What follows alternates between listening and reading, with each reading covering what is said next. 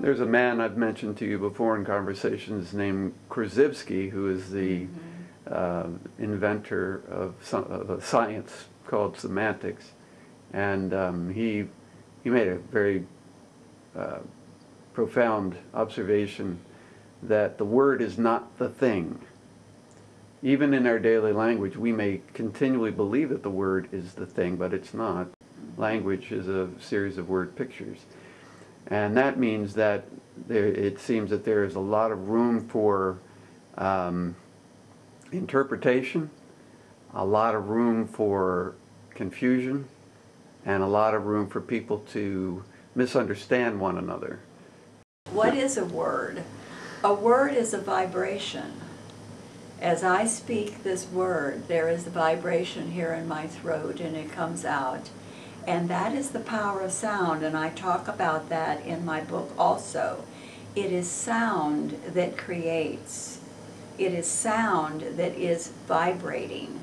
And through vibrations, everything is moving as frequencies of vibrations, and that's what different dimensions are. One dimension is at a certain frequency of vibration or sound, another is at another.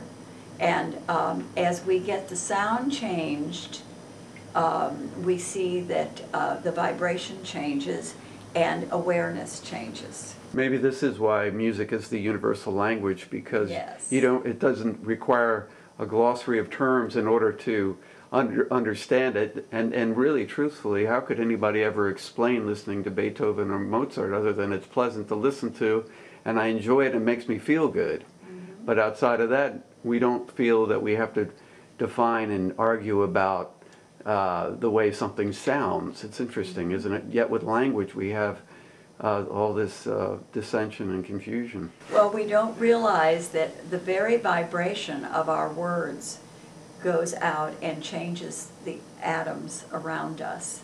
And we are all, through the spoken word, setting up a vibratory pattern that will return to us, because everything moves in circles.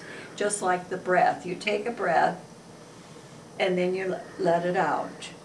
And then you take another one. That's the vibration that you send out will always return to you in one form or another. This also brings to mind the Heisenberg principle, which is the observer influences the outcome of the experiment. You've got it. That's it. And Yes. ultimately, there's no way that we're not a part of everything happening around us. We see what we expect to see. And Heisenberg's experiment with the cat, some expected to see a dead cat, others expected to see a live cat. And according to your expectation, that's what you're going to see in your life. And that's why we know the power is in us, and the power is consciousness. And we use that consciousness through the spoken word, through the sounds that we make. And the Bible very distinctly tells us in Genesis that God creates through the power of sound. Well, how did I discover these symbols? I decided that I would read the Bible all the way through, and an inner voice interfered and kept telling me I didn't understand what I was reading. And finally, I saw that the words in Genesis were all symbols for something else. And the main thing that I discovered was that everything happens in mind. And God and mind are synonymous. God, mind. And God created one thing. Only one thing. And out of that one thing, everything else is expressed as things. So that's what the book is all about, and that's what you are all about.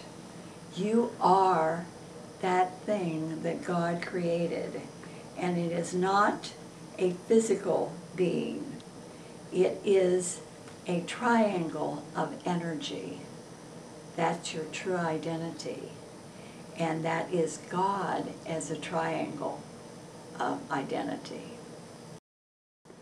What is the natural evolution of duality into trinity within man?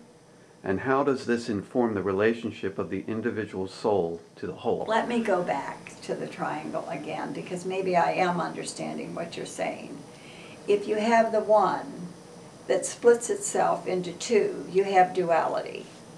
And without duality, you can have no manifestation, no form, no experience.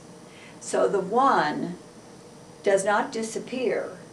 It is the apex of the triangle, and then it divides itself into two. Now, this is all taking place in mind. So what is in mind? It is an idea of life and an idea of substance. It self-reflects upon itself and inverts itself through its self-reflection. And this is why all manifestation can happen.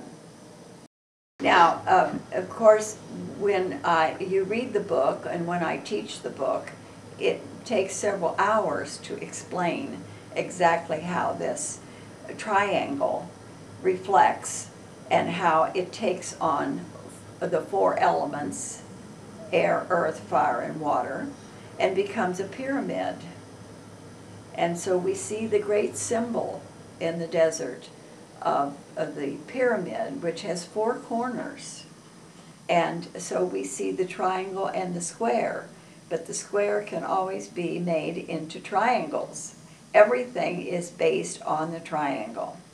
And I really couldn't explain it to you right now without you seeing the diagrams. The book is full of diagrams that will explain all of that to you, and it's all sacred geometry. Wonderful. So it sounds like I need to read the book. Yes, you do. Okay. I think that's good.